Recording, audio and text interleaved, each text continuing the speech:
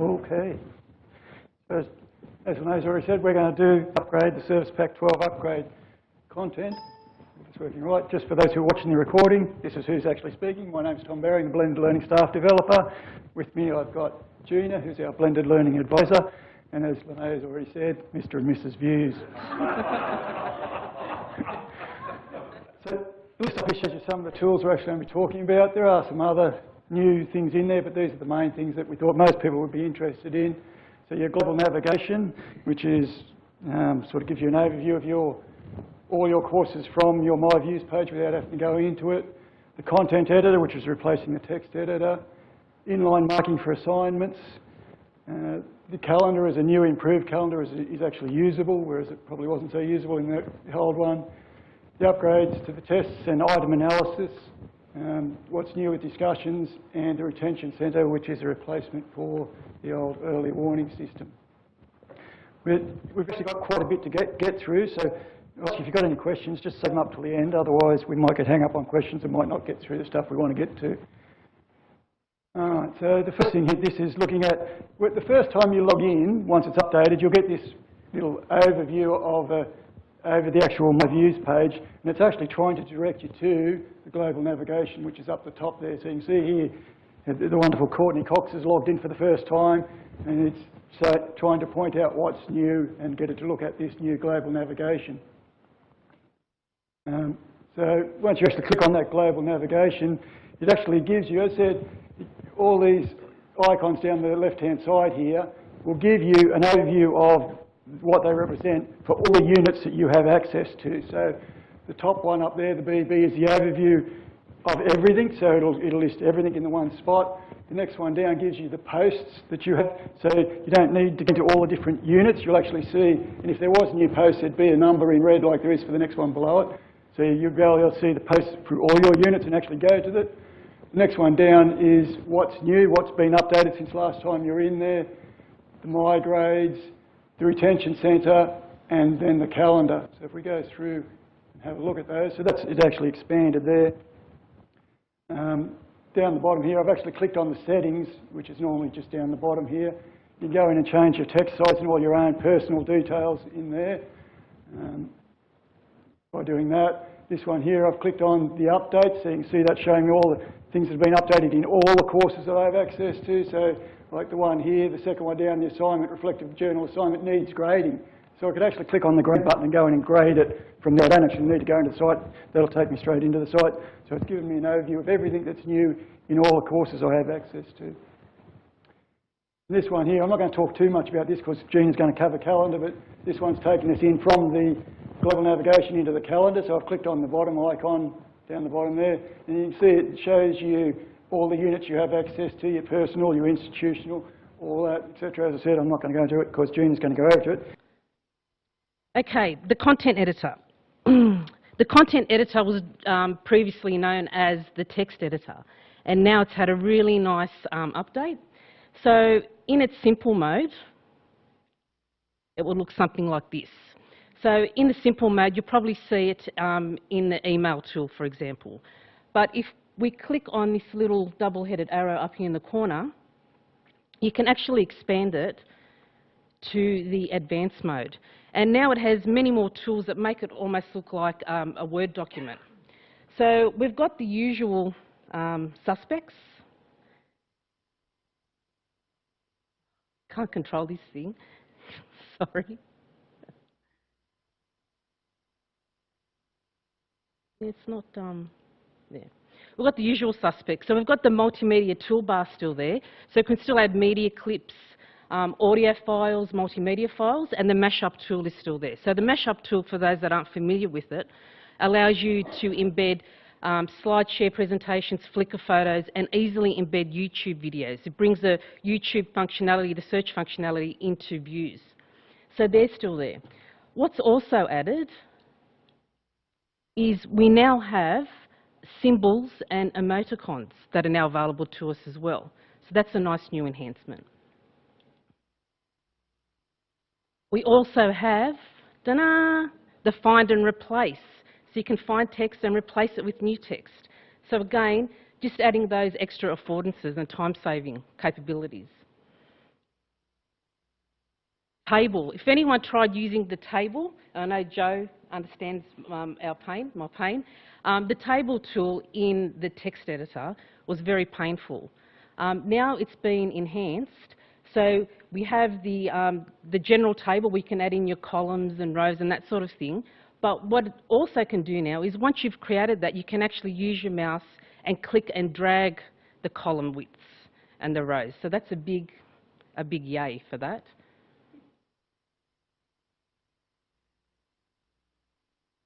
But those people that are HTML savvy, HTML is still there, but now it also has the addition of the CSS style window as well.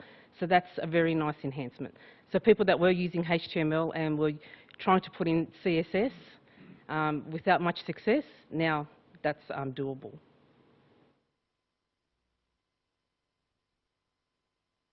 Now this is something that I think a lot of people will be very impressed with.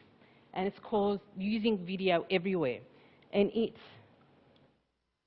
is the little camera tool right in the corner here. And what that allows you to do is create videos on the fly, basically. So the first time you use it, it will prompt you to create a YouTube account. It will automatically be set to private. If you already have an existing YouTube account, you can use that one.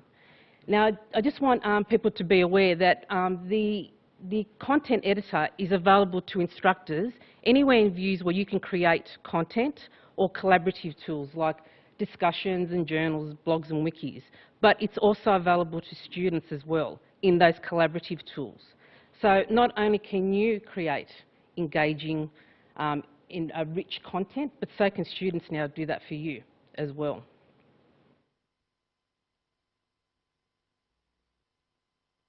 You can record a video and display that video. And then, that's right, yep.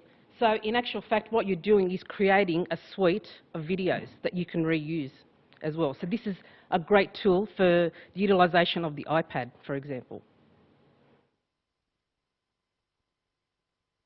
Also, within the content editor is a new mass editor, which is called vUWS. So the mass editor, located here in the with the little red square, looks like this. And basically, it allows you to create formulas and equations as usual, but now it will automatically convert them to an image. So it's no longer Java dependent, which again is a nice enhancement. Now, we've got online shopping, which excites a lot of us, and we've got inline skating. So why not combine the best of both worlds and get online inline marking? So now, I know I'm drawing a long bow there, but basically what the new inline marking system in vUWS allows you to do is to annotate Word, PowerPoint, Excel and PDF documents. Now that is using the assignment tool in vUWS. So it does not work with Turnitin. Turnitin has its own version called GradeMark, which some people may have utilised that are here in this room today. But this is now vUWS' new version of inline marking. So basically what happens is you're annotating all in one window within the web browser. It will allow you to also view any past attempts or grades that a student has, if they've resubmitted an assignment, for example, all within that one window. So, what sort of annotation can you do? So as you can see up the top here, we have, by clicking on, there's a little toolbar, comment toolbar, little comment, icon. You click on that and then it will expand this particular toolbar here. So it will allow us to do point comments. So you can click in a document where you would like to add a comment, and then it will give you, where the red boxes are, it will give you like a comment box where you can add comments at that precise point.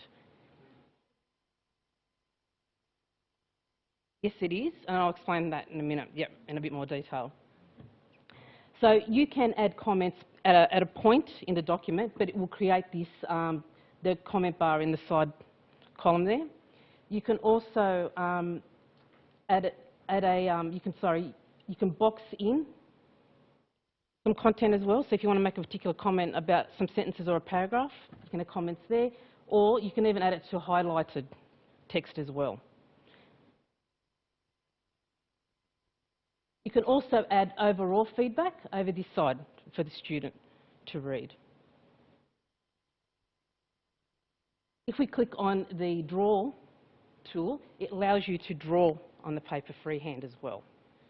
Now, with all these tools, I had a test of it on an iPad. The only thing that I could utilise on the iPad was the actual comment boxes. It didn't allow me to have the draw tools at this stage. It also allows you to highlight, and you can highlight in many different colours. So you've got the rainbow of colours there, so you might want to use different highlight colours for particular comments. You can add comment boxes as well, text boxes around the document, so I've just added in something up the top there. And you can use strikeout as well if you want to strike out text. As part of the assignment grading tool, the inline grading, there is also what's called the sidebar, not the salad bar, but the sidebar. So what does the sidebar allow you to do? Well, again, like I mentioned before, you can view past attempts from this area here. If the student is required to make multiple file submissions, you would access them all from this point here. So you can re-download the document if you want to. Like I mentioned before, you can add overall feedback. And the two other things I want to draw your attention to are these two little icons. So the first one is the paperclip, which obviously means you can attach additional files if you wanted to. But that little A there, if you click on that, it will open up the content editor again. So that means you could provide video or audio feedback to the student overall about their assignment as well. Still, with this inline grading, you can also still use your interactive rubric as well. So if you've created the assignment and you've attached a rubric, you can use that in coordination with the inline grading tool as well. So from a student's perspective, when they log into vUWS and go to My Grades, this is what they would see. So they would see the annotated notes here with your comments and all the additional information on this side. So it's quite a nice, neat appearance. And like I said, it's all within that one web browser window. And if you used the rubric as well to provide additional feedback and comments, this is what the student would see. And if you notice right down the bottom, you know, you can use those emoticons because of that new content editor. That's also available for overall feedback when using the rubric tool. How do you get the rubric? You would, when you create the assignment, you attach the rubric to it. Yep. And then it's, when you go into marking, there's a little icon you can click on to open up the rubric. Yep.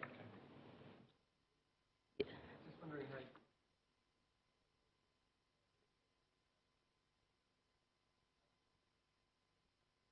It would, if you clicked on the content editor, that little A button, it would open up the content editor, and then you would embed, you click on the audio video button and a link would be embedded in that. And then they would be able to access it. If I go back. They'd still refer, it would be, there'd be a link to that here. In the overall feedback, there'd be a link where they could listen to that audio or video feedback.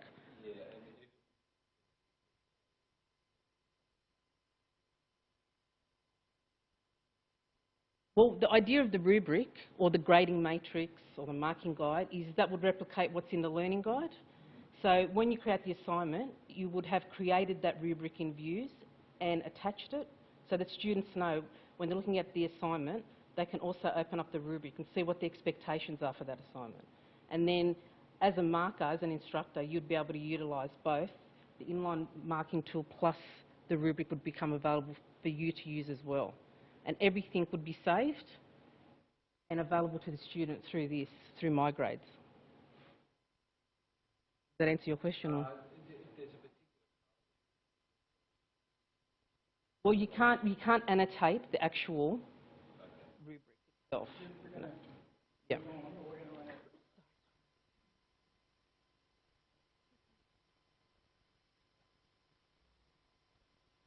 Going the right way. Okay, the calendar. Now, up until now, the calendar tool, very static, very boring, and I think you will agree with me when I say this. Hallelujah, hallelujah, hallelujah. It's been improved, thank goodness. Okay, there's more we can do with it now.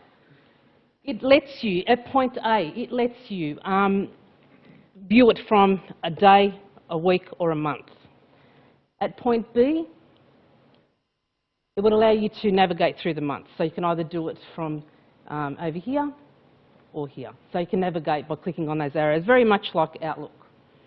At point C, you can create new events. So you can either click on the plus icon or you can go directly into the cell that corresponds to the date of that event.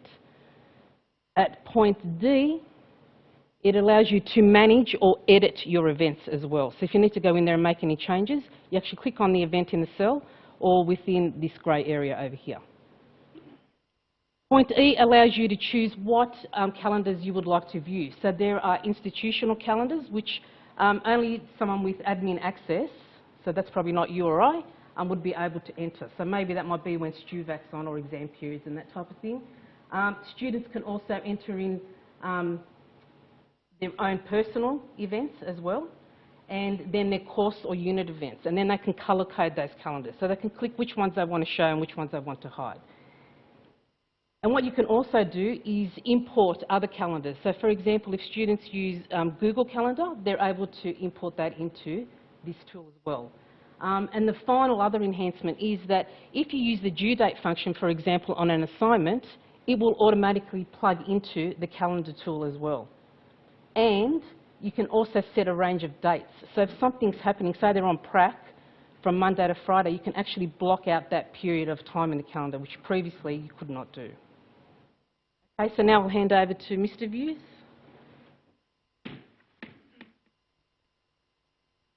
Down the microphone. The one thing that probably didn't mention there was if you've actually created a test or an assignment that's got a due date and it's appearing here in the calendar, if you open it up here in the calendar and change its due date in the calendar, it'll also change it back in the test or assignment for you. So that's a nice, handy feature. All right, so starting off with tests.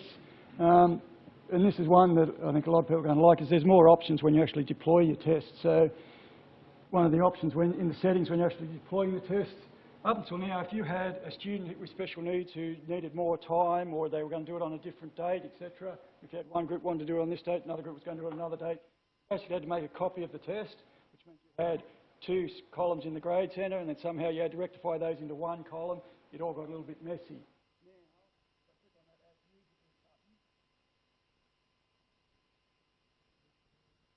Take me this spot here and you see up the top, it actually shows me all the students in the site. Then it'll actually list all the groups in the site. So I can actually choose random students or all the students or the groups, or I might do one with several students, most students in one and just a couple in the other. Then when I select that, it'll take me back. And as you can see here, I've got two separate lines, one for each group that I can have different time limits on, different dates, etc. And then it's all, so it's been deployed to two different groups through the one deployment. There's only one column in the grade centre. You don't have to go and fix all that up. So that's probably the nicest thing with the settings. Quizzes. The other thing in there is you've got more options for how you're going to deliver the feedback to students. I won't go into that a lot because I haven't really got that better down myself yet, but there are a lot more options there for that. The other new great thing with quizzes is the item analysis. You might be saying, what is an item analysis? It's a tool that allows you to measure the quality of your tests and the individual questions within a test. But obviously you can only do it to tests that have already been deployed, if this was working properly. Yeah, the test must be deployed before you can actually put it in. So you can actually access the item analysis from where the test has been deployed, from tests down in the control panel, or from the column that it's created in the grade centre. So up there we have the item analysis available there. We actually click on it, it brings us up to this screen, You would then choose which activity from that drop-down you actually want to run the item analysis on, click on the run. It will send you an email when it's finished, and it'll also put a link to it there. Once you click on that link, it takes you into the actual item analysis. So this is the item analysis for one of the tests in one of our old training sites. If you look up the top there, it gives you the overall of the test itself. So it gives you things like what's the total possible mark, how many questions, how many attempts are still in progress, how many are completed, what's the average mark so far, what's the average time people have taken. Go through the other parts of that in a minute. Then down the bottom is each individual question, so it looks at the individual questions themselves, and we'll come back and explain that a little bit more. We've already explained what's in those. This part here, the discrimination, that will tell you the questions that basically something with a good discrimination means that people who answered that correctly would be doing well in the test. People who answered that poorly would be not doing so well in the test. So that sort of thing. So that gives you an idea of are your questions correlating with the overall mark that the students are getting. And the level of difficulty, if it says something's got a level of difficulty easy, that means more than 80% of your students mark that question correct. If it says medium question, then between 30 and 80% of the students got that correct. If it says it's a hard question, less than 30% of these students got that question correct. So you can actually see quite easily how hard the questions are from that. These little red dots down the side, what that's pointing out is that that's a question that it thinks you need to look at closer. There is a couple of other ones. There's a yellow one means it's been changed, and there's another one. The main one you're interested in are these red ones. If I was actually to go and click on one of those red dots, it takes me into that particular question, so I can look at that further. And then it'll tell you up the top why it thinks that question needs looking at. So it may be that it has a poor discrimination, as it is in this case, or it could be that it's got a poor level of difficulty, so it was too easy. If we scroll down a bit, we can see overall the answers that were selected for that one. If you look at the three that I've got highlighted there, all three of them, nobody selected any of those answers. So obviously they're not good distractors. So maybe we would look at removing those distractors and finding something else that was a bit more, better quality. You can also look up the top here. It actually tells you the top 25%, how many of the top 25% selected answers. So it breaks it up into the 25% of how they went overall in the test, so you can see how they did there. You can also see the total, how many percent of the students answered that question, etc. The other one you might find is, you might find that hardly anyone's got a question right, and when you go and look at it, none of your top 25% have answered that question right. So there's probably something wrong with that question. So what you can do, you scroll back up to the top, there's the edit test button there. You can click on that. That will take you into the test. You can edit the test. I've got more than 5 minutes. Gina used up all my time. Yeah, you can go back into the test, edit that question. So if you'd accidentally selected the wrong correct answer, you could go back and select the right correct answer. It would update all your tests, and it would update the test for future runnings as well. So that's a really good way of being able to analyse how your tests are going overall and how the individual questions are going as well. All right, discussion forums. This is one of the things that I actually like in what we've got currently. Currently, if you click on a discussion forum and open it up to read it, you'll get the top message written up there, and then you get all these links to all the others. And you've got to go and open each one individually, and it's a bit of a pain.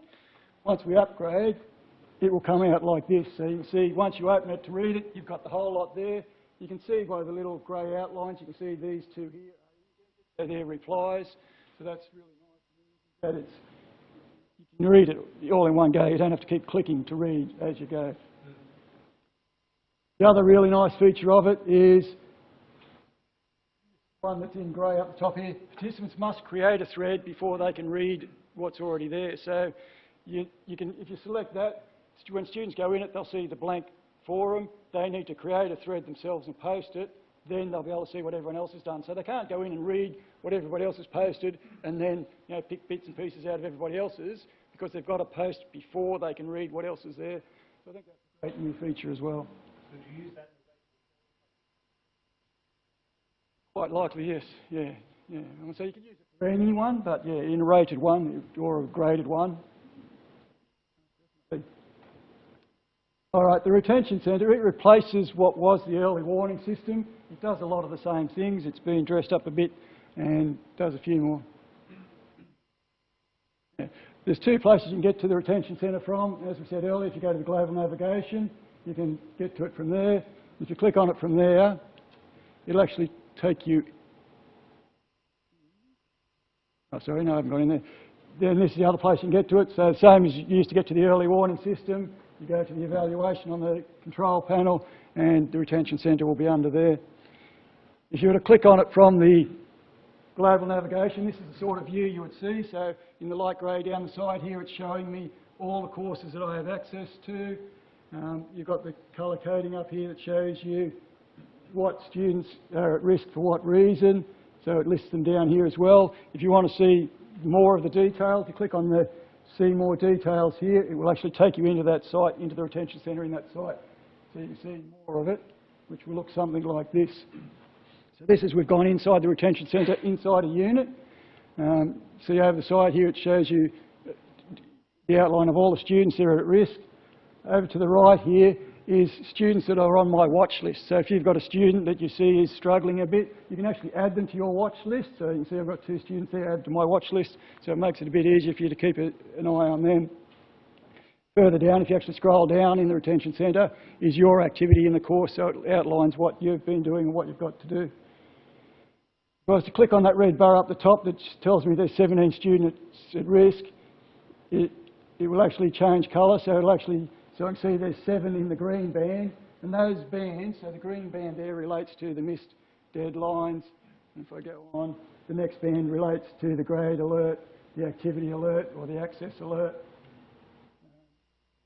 If I want to see a particular student, why they were alerted, so if I wanted to see why May Wong was having trouble with their grade alerts, if I click on the red dot that correlates with grade alerts for May Wong, it would take me in and show me all the details about why she's under grade alert.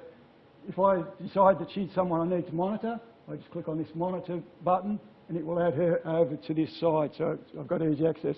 If I thought I needed to email her, I can just click on the notify button and it will send it, I can send out an email to that person. Let's just go back. So yeah, if you want to know overall for a person, so if you come down the side here and find them in that list and click on their name, it will give you the overall of that particular person. So for all the different warning systems for that person. There are those 4 default rules that are in there, but you don't have to stick with just those rules. You can edit the existing rules or you can create your own rules. So you can see there, I clicked on the create rule and you can create them on the same sorts of things. So you might want to, rather than find all the students who are looking like they're failing, you might want to find all the students who are doing really well, look like they're going to be higher distinction students, and create a rule for them so that it's bringing them to your attention as well.